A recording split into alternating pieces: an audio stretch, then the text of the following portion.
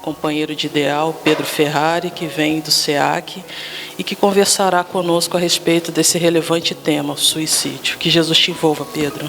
Bom dia.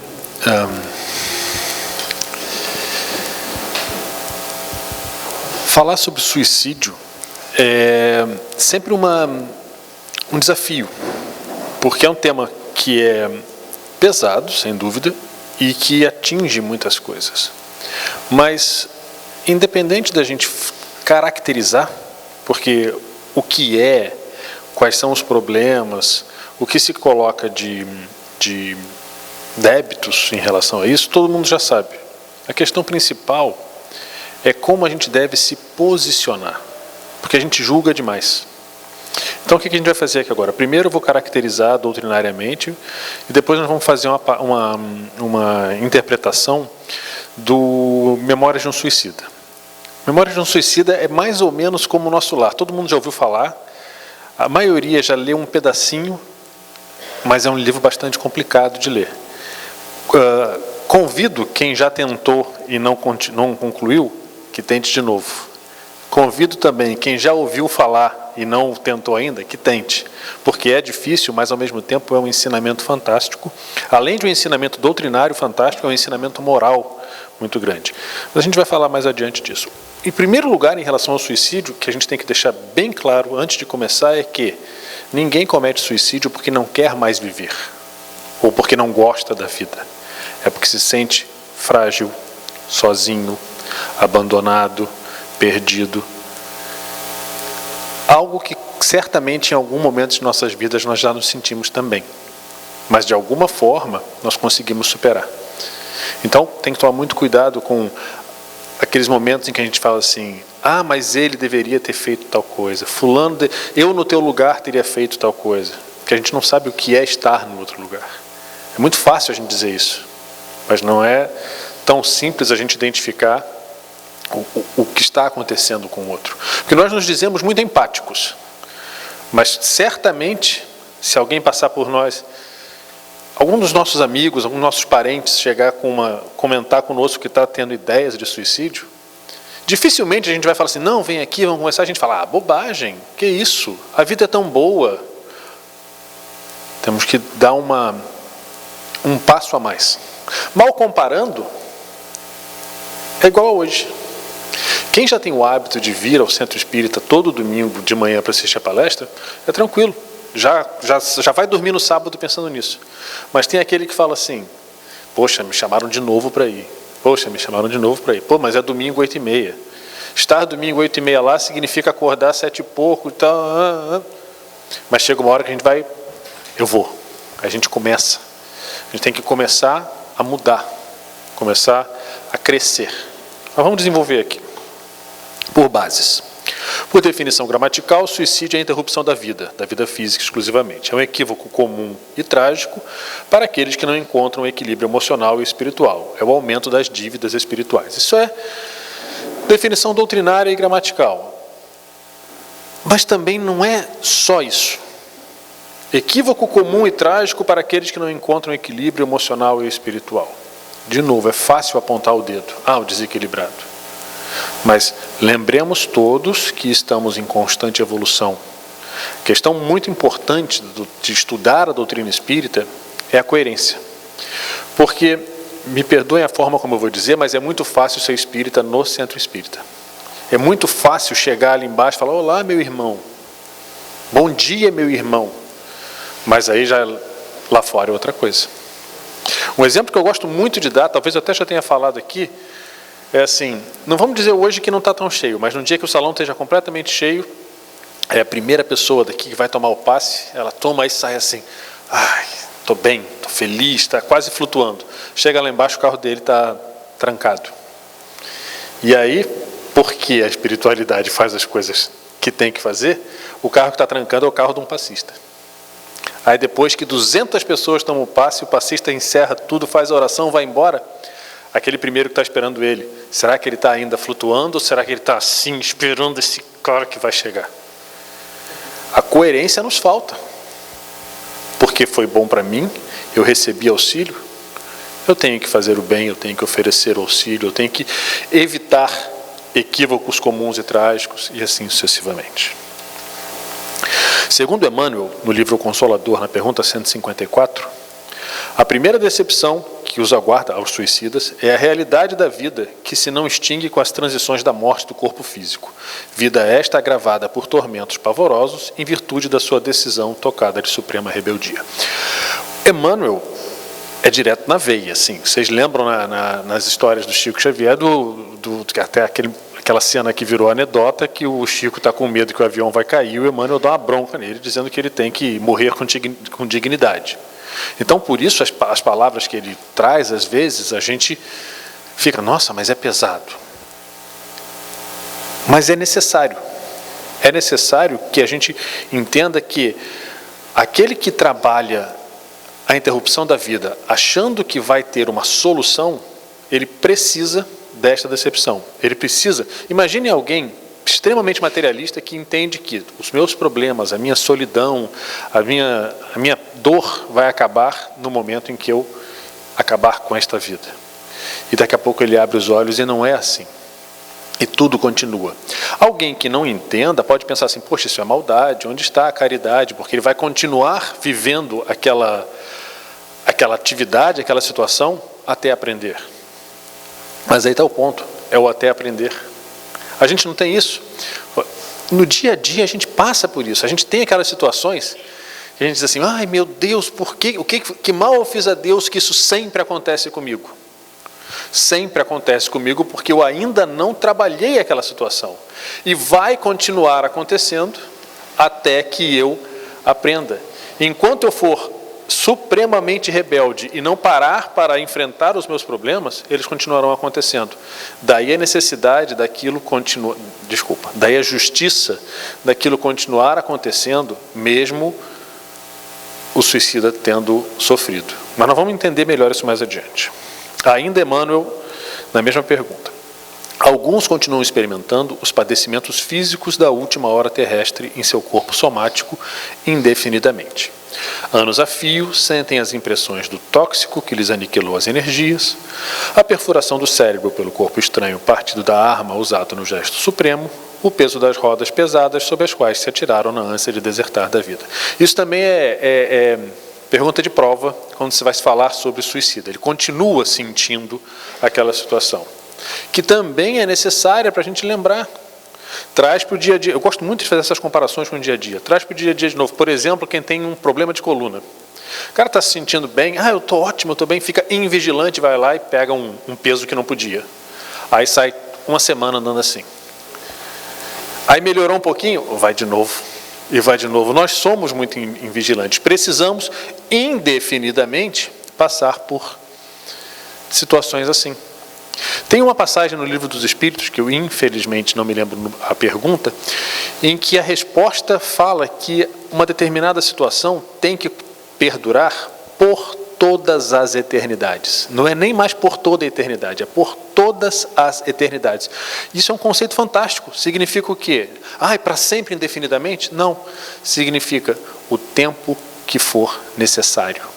Que a gente gosta muito de falar assim, não, são 5 anos de faculdade, são 2 anos de estágio, são 35 anos de trabalho, são 7 dias na semana, a gente precisa ter aquele negócio assim. Só que ao invés da gente trabalhar, falar assim, eu tenho 5 anos, por exemplo, para terminar a faculdade, e a gente espera o finalzinho para começar a se mexer, ao invés da gente tomar conta, fazer, agora eu vou resolver, a gente vai passando por dificuldades que vão nos empurrando.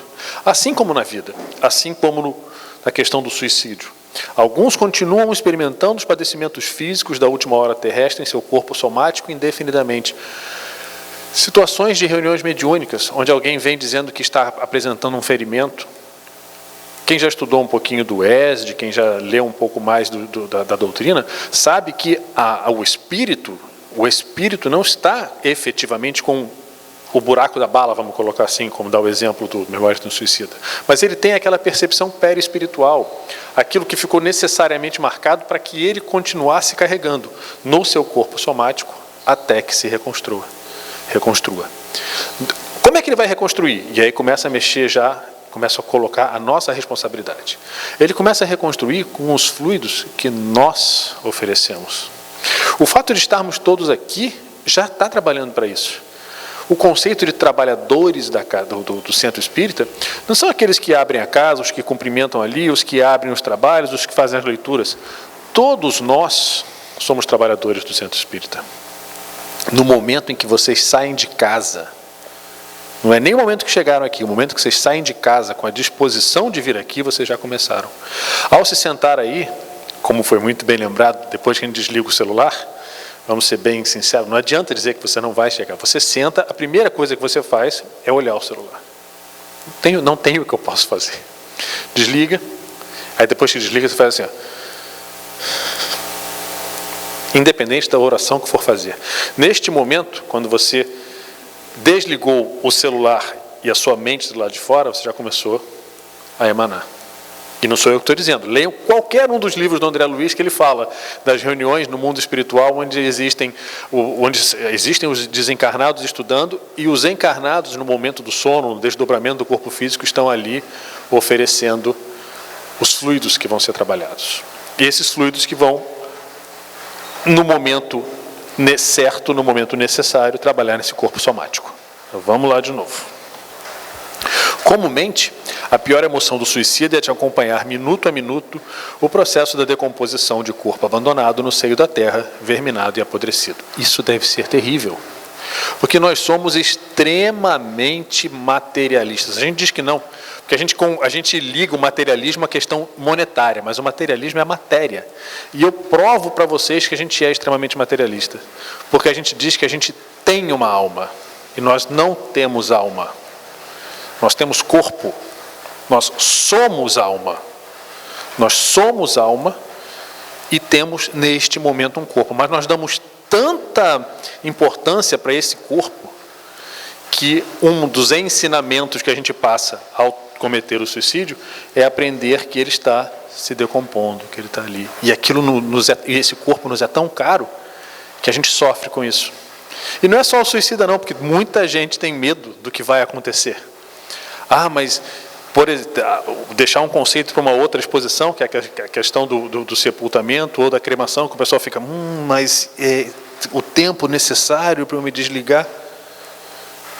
O corpo é uma roupa, um casaco. De vez em quando eu penso, eu tenho esse casaco aqui há 10 anos. Homem gosta muito de fazer isso, né? Eu lembro, ontem eu estava falando com a minha filha, que eu estava brincando, que uma vez, logo que eu casei, eu tinha um tênis que eu gostava muito, que eu fui buscar no lixo 2 vezes, que minha esposa jogou fora. Mas aí eu falei assim, é meu, eu quero, é de estimação. Vai embora, dá outro uso.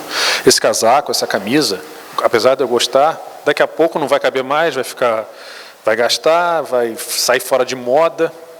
Eu não quero mais. O corpo igual, o corpo vai passar pela missão, vai atender necessariamente aquilo que eu preciso e depois vai sair de moda. Não vai estar mais disponível para mim. E assim como a roupa que eu gostei tanto, que eu abro o armário e falo assim, essa eu vou deixar para trás. Mas eu também preciso passar por estas atividades, não são agressivas, mas dramáticas, para me conscientizar disso. Então, segundo o Evangelho, segundo o Espiritismo, no capítulo 28, item 71, temos que jamais o homem tem o direito de dispor da vida, pois só a Deus cabe retirá-lo do cativeiro da terra quando julga oportuno. O suicida é qual o prisioneiro que foge da prisão antes de cumprida a pena. Quando preso de novo, é mais severamente tratado. O mesmo se dá com o suicida que julga escapar às misérias do presente e mergulha em desgraças maiores. Poxa, mas ele já passou por uma vida tão difícil que acabou levando ele ao suicídio e ainda vai aumentar depois a caminhada dele? A gente não tem o conceito da justiça divina? Esse conceito aí que diz que alguém que fugiu, por exemplo, da prisão, quando é recapturado, ele tem uma dilatação da pena, todo mundo acha razoável, todo mundo acha normal, porque a gente não teria também esta situação para todos os débitos? Mas aí é castigo. De novo, não é castigo, é justiça. Mas assim como a gente não deve simplesmente jogar no esquecimento alguém que erra, nós temos que dar a eles o auxílio, nós temos que dar a dignidade, nós temos que dar a capacidade de superação. Ao suicídio a mesma coisa. Mais adiante de novo. O que leva ao suicídio? Diversas coisas, mas doutrinariamente.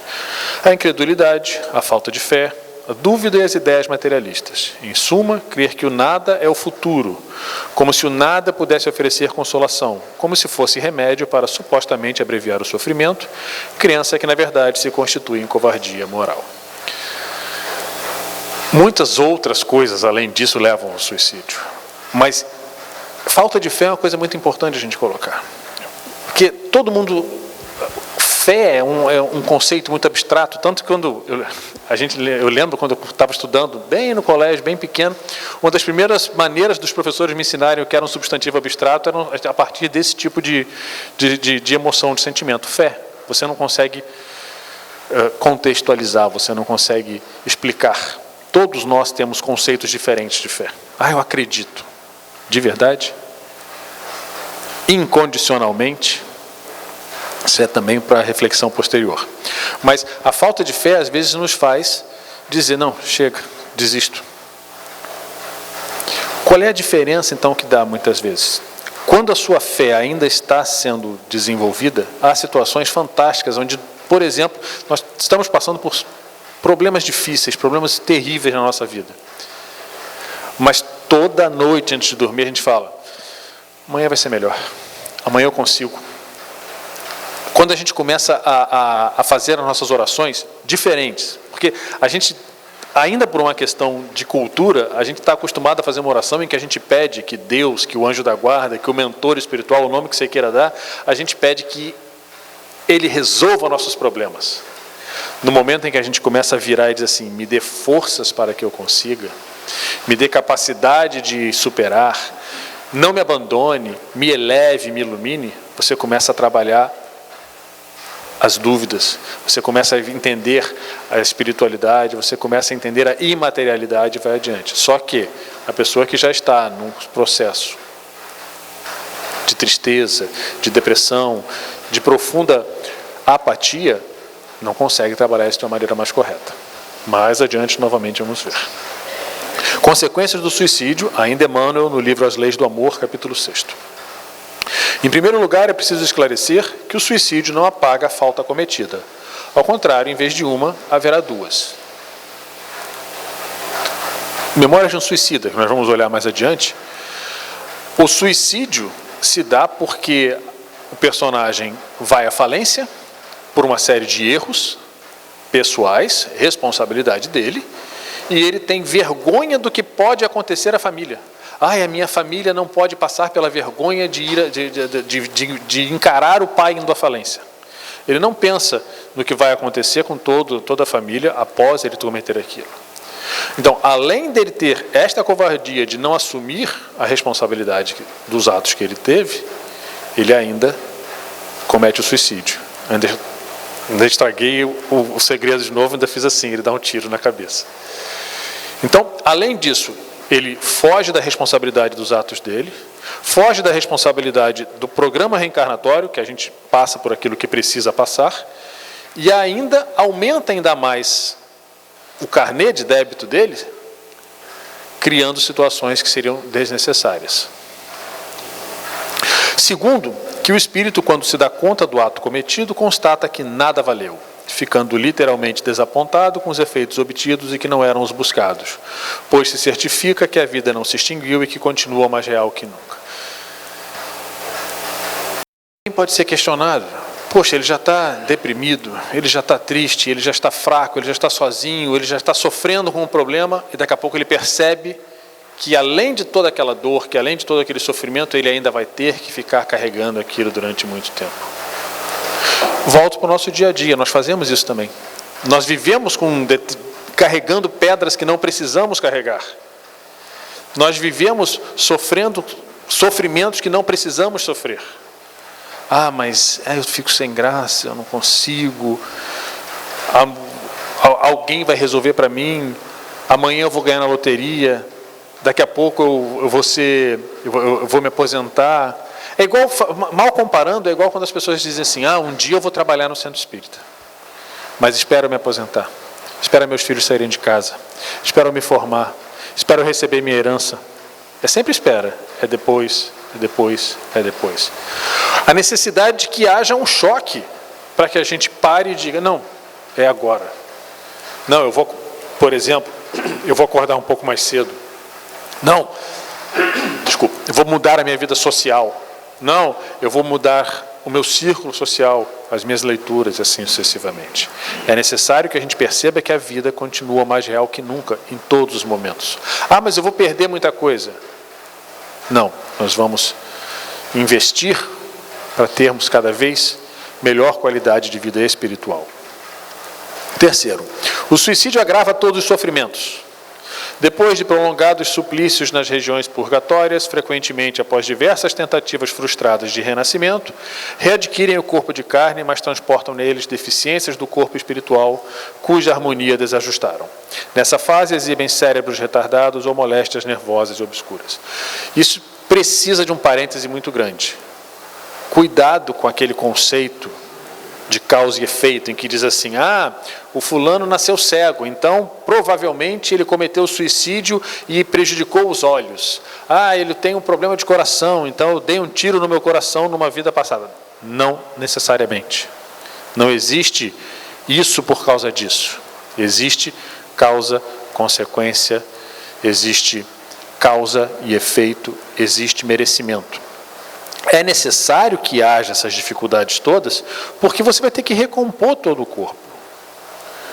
Você vai ter que, principalmente, recompor o corpo perispiritual. Nós vamos ver no estudo do livro do Memórias de um Suicida, que como o corpo está carregando ainda, vamos colocar essas palavras, a cicatriz de tudo o que aconteceu antes, ele tem que passar pelo refazimento daquela roupa, para que ela possa ser vestida novamente. E às vezes não foi bem feito, às vezes você não teve muita coragem, às vezes não era o momento correto. Na minha opinião, o melhor livro da coleção do André Luiz é o Missionários da Luz. E dentro do Missionários da Luz tem um capítulo que se chama Reencarnação de Segismundo. Eu dou um jeito de falar sobre ele em todas as exposições que eu faço, em todos os lugares. Ali tem naquele capítulo tem o resumo da doutrina toda. E ali ele fala também, e eu não vou explicar quem é o Segismundo, que eu quero que vocês leiam esse livro também, que é muito bom, mas ele fala que ele está pronto, a espiritualidade diz, ele está pronto para reencarnar, para resgatar um erro grave que ele cometeu. Ele vinha trabalhando, tinha uma fortuna de bônus hora no nosso lar, já estava com tudo pronto, mas na hora de efetivamente se conectar para começar a preparação para a vida encarnada, ele fica, espera aí, não sei se eu tenho capacidade ainda. Aí quando dizem para ele, provam para ele que ele estudou, que ele trabalhou, ele fica, não, mas e as minhas obras aqui, quem é que vai contar? Como nós, a gente fica sempre dando uma desculpa, e o pessoal, não, nós vamos fazer para você, não se preocupa, nós estaremos com você. Aí ele se resigna e se prepara para vir. Mas há momentos em que não é assim.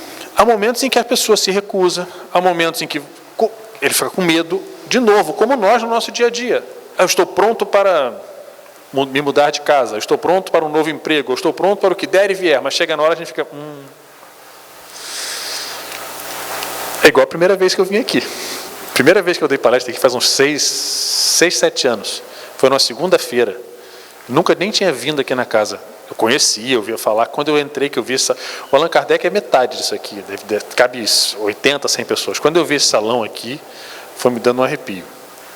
E eu fiquei, será que eu vou conseguir? Será que vai dar? E para piorar, estava tão cheio que o pessoal começou a botar cadeira ali dentro das salinhas do passe. E para piorar ainda mais, não sei se vocês conhecem as pessoas, mas entrou ali, no meio da minha palestra, entrou a dona Esther e o seu Olenir.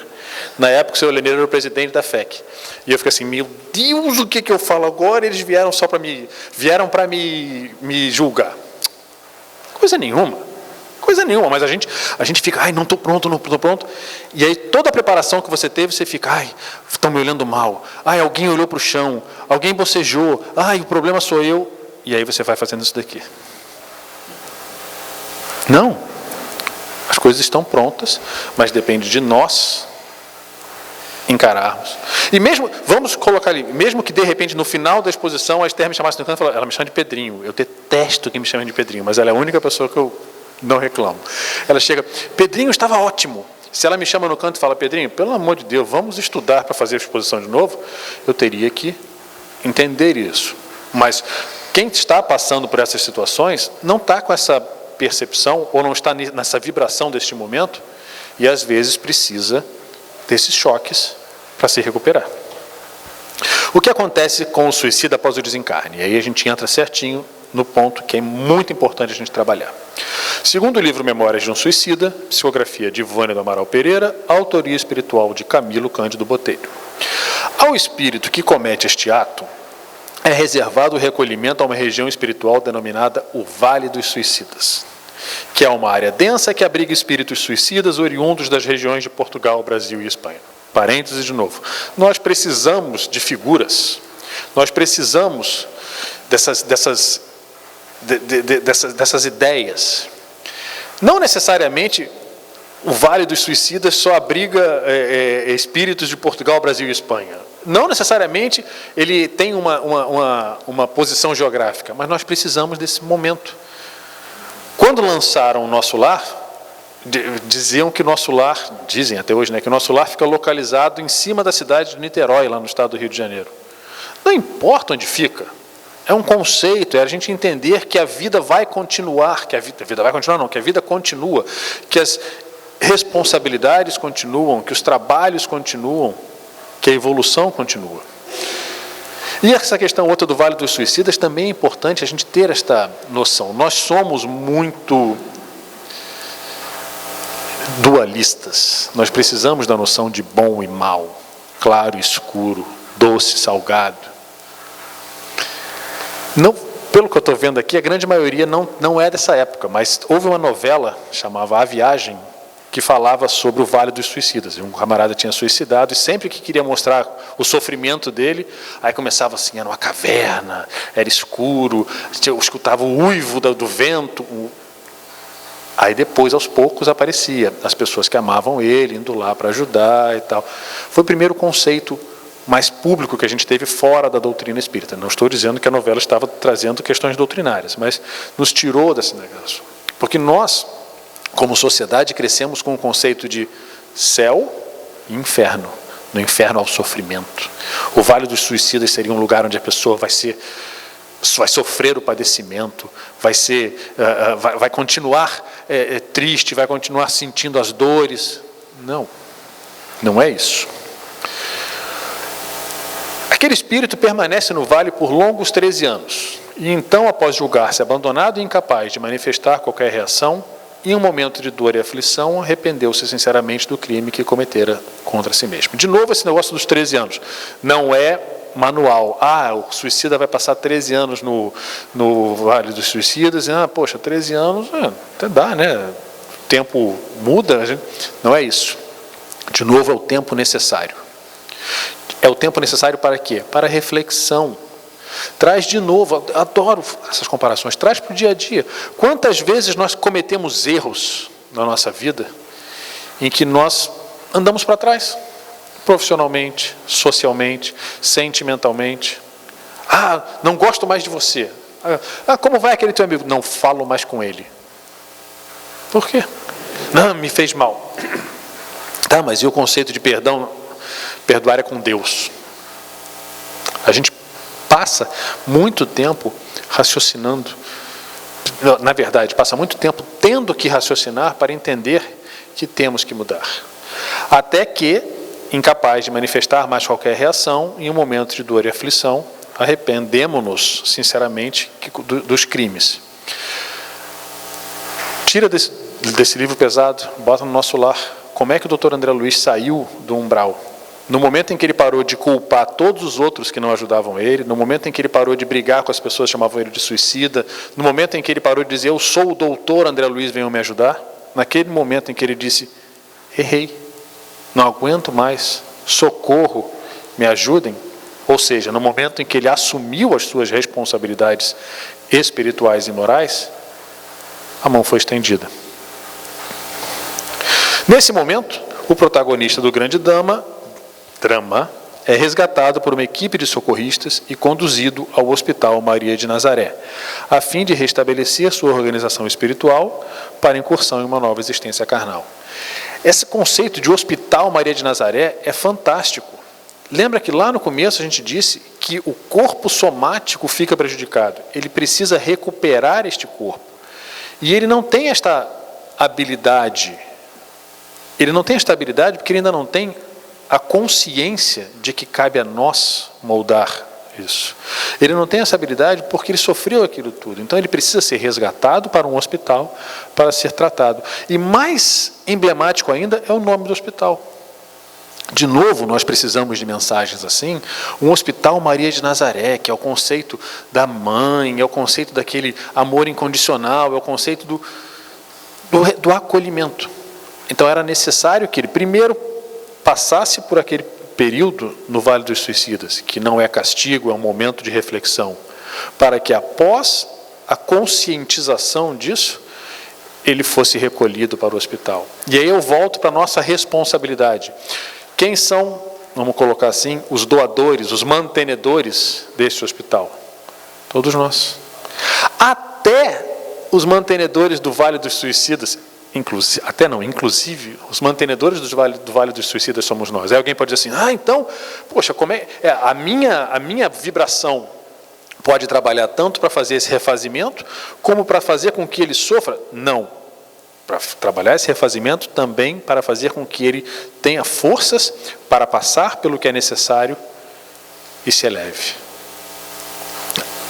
Mal comparando, é para ajudar a criar o calo, é para ajudar a crescer, é para ajudar a dizer, como a gente diz, às vezes tem alguns problemas complicados que há 10, 15 anos iriam nos derrubar, hoje a gente diz assim, vai ser difícil, mas eu consigo. A experiência vai nos fazendo isso. Então, esse hospital recolhe ele para preparar, para restabelecer a organização espiritual para uma nova existência carnal. No hospital, o Camilo estagia por mais de 10 anos, experimentando grande angústia. À proporção em que a sua consciência tomava conhecimento das leis divinas no plano espiritual, o sentimento de arrependimento e culpa aumentavam. Natural. Quando você toma conhecimento de um erro, é natural que você fique, mas por que eu fiz isso?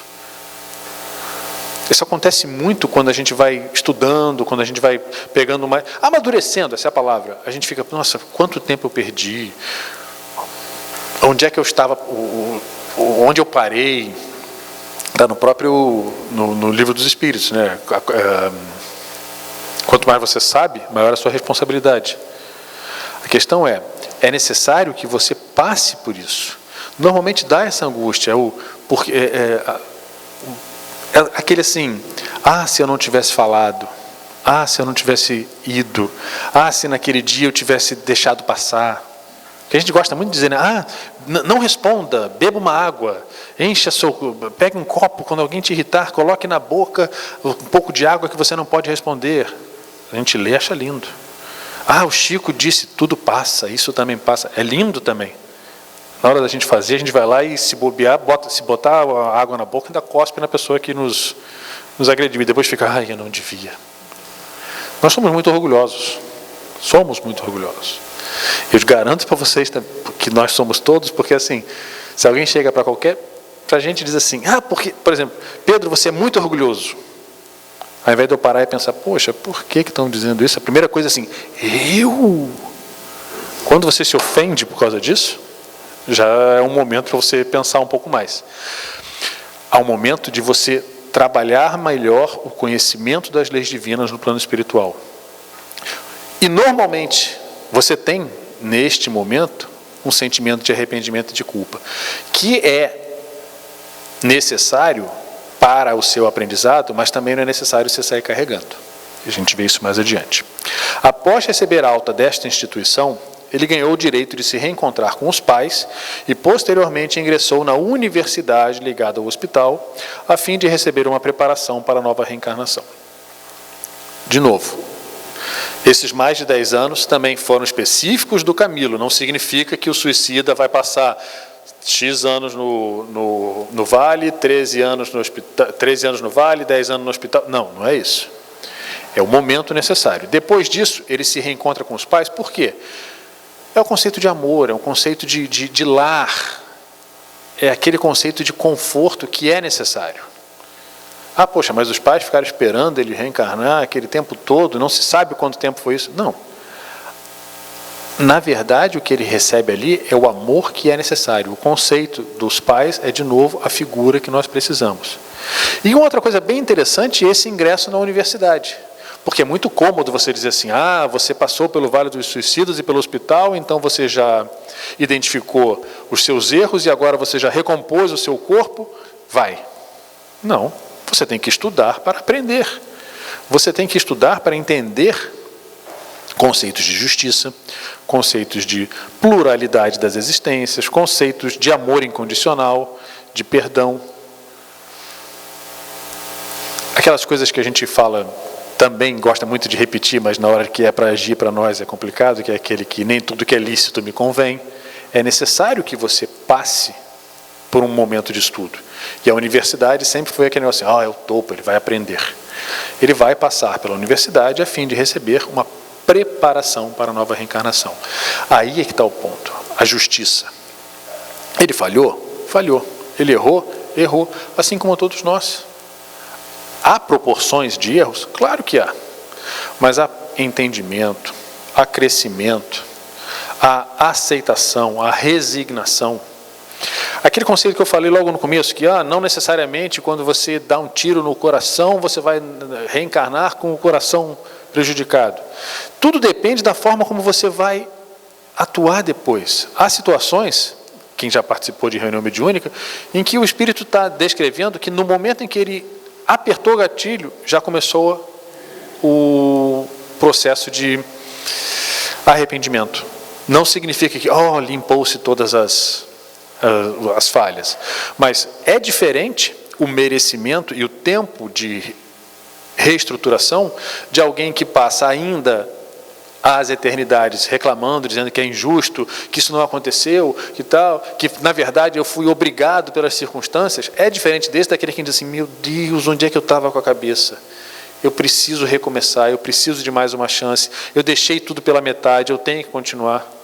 Há proporcionalidades, há necessidades de aplicação e também, e principalmente, há necessidade do nosso apoio. Eu repito, nós somos os mantenedores de toda essa atividade. É muito lindo a gente dizer assim, vamos agora trabalhar pela manutenção do centro espírita. E aí a gente pensa nele, na hora de dormir a gente fala que tudo corra bem, que a espiritualidade consiga preparar os trabalhos do dia seguinte. Mas e o suicídio? Não, ele tem que aprender. Esse não. Não é assim. Nós precisamos oferecer o nosso auxílio. Mas eu nunca tive ninguém na minha família que passou por isso. Que bom. Mas a família ao seu lado, seu vizinho, algum parente, algum colega de trabalho. Nem imagina, não faz isso porque é complicado. Mas a dor que um pai e uma mãe sentem ao descobrir um filho que acabou de cometer o suicídio. É natural e imediato aquele onde foi que eu errei. Eu podia ter feito isso. Um amigo. Naquele dia ele me pediu ajuda e eu não pude. Não vamos nos pregar a isso, não vamos nos restringir a isso. Vamos dizer, o que é que eu posso fazer agora?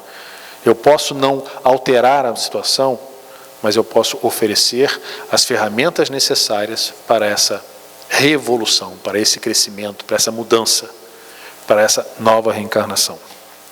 O sofrimento do suicida só termina quando o espírito consegue passar com êxito por todas as provações que o levaram a cometer o suicídio e ainda resgatar os prejuízos acumulados com o feito do ato criminoso.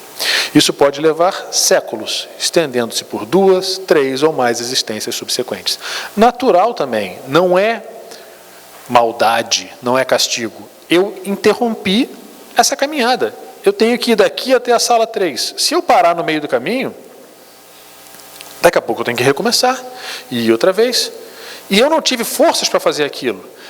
É bem provável que mesmo eu tendo passado por todo aquele período de Vale dos Suicidas, período do hospital e período da universidade, na hora eu digo, não consigo, porque eu vou passar pelo mesmo problema de novo. Eu não vou ter uma moratória, desculpa, eu vou ter uma moratória, mas eu não vou ter assim um perdão daquela dívida. Daqui a pouco eu vou ter que passar por ela novamente. E enquanto eu não conseguir passar por aquela situação, eu ainda vou ter dificuldades. Por isso que às vezes as coisas demoram. Por isso que às vezes eu tenho tanta dificuldade para me recuperar. Deus é amor, e Ele outorga a todas as criaturas a maior expressão da sua bondade infinita, que é a possibilidade de os seres evoluírem sempre, incessantemente. Ele permite que as existências se sucedam, ofertando as oportunidades infinitas de reajuste e reforma. E isso é possível através do mais efetivo veículo da lei de evolução, a reencarnação. Reencarnação não é apenas, eu vou nascer de novo, eu vou viver de novo. Reencarnação é o momento de fazer novamente, de fazer bem feito, de reformar, de reconstruir, de recomeçar. Mas tem um outro ponto. Às vezes a gente espera a reencarnação, acabou minha força vital, acabou meu fluido vital, e aí eu vou passar um tempo no nosso lar e depois eu volto. Não precisa esperar. Hoje, quando vocês forem dormir, o corpo vai estar em desdobramento, em liberdade relativa. Quando vocês forem acordar amanhã, o corpo vai voltar das viagens dele, o espírito vai voltar das viagens dele e vai voltar para o corpo. Ou seja, ele vai reencarnar. Todos os dias de manhã, às vezes depois do almoço também, a gente tem a oportunidade de reencarnar, a oportunidade de recomeçar, a oportunidade de amar novamente, a oportunidade de estender as mãos novamente, a oportunidade de ouvir. Quem já passou por um atendimento, só para encerrar, quem já passou por um atendimento fraterno, conhece a importância do ouvir. Porque o atendimento fraterno você não vai sair do atendimento, quem não foi ainda já vou estragar, você não vai sair do atendimento fraterno com uma receita do antibiótico que vai te curar. A maior parte do atendimento fraterno é pessoas assim, pois não, e depois a receita. Reforma íntima, exposição, água fluidificada, boas leituras, passe, oração, ou seja, um recomeço. Vamos trabalhar isso, mesmo que nós queremos para nós, oferecer a todos. Mas ele errou. Eu também errei, muito. A diferença é que eu ou tive alguém que me abraçou, ou tive alguém que me orientou, ou tive alguém que me iluminou. Por que eu não posso fazer isso? Nas nossas orações, 1 minutinho, 30 segundos, 15 segundos, pelo Vale dos Suicidas, pelos irmãos, por aqueles que sofrem, por aqueles que estão sofrendo por não terem conseguido ajudar, para evitar que tudo isso continue sendo necessário e que a gente possa, na verdade, continuar amando incondicionalmente, para que consigamos todos atingir a nossa evolução. Muito obrigado a vocês e um bom domingo. Agradecemos ao Pedro pela explanação esclarecedora e também consoladora, fazendo também reforçando o convite do Pedro para que a gente leia o Memórias do Suicida. É uma obra belíssima e muito consoladora, muito consoladora.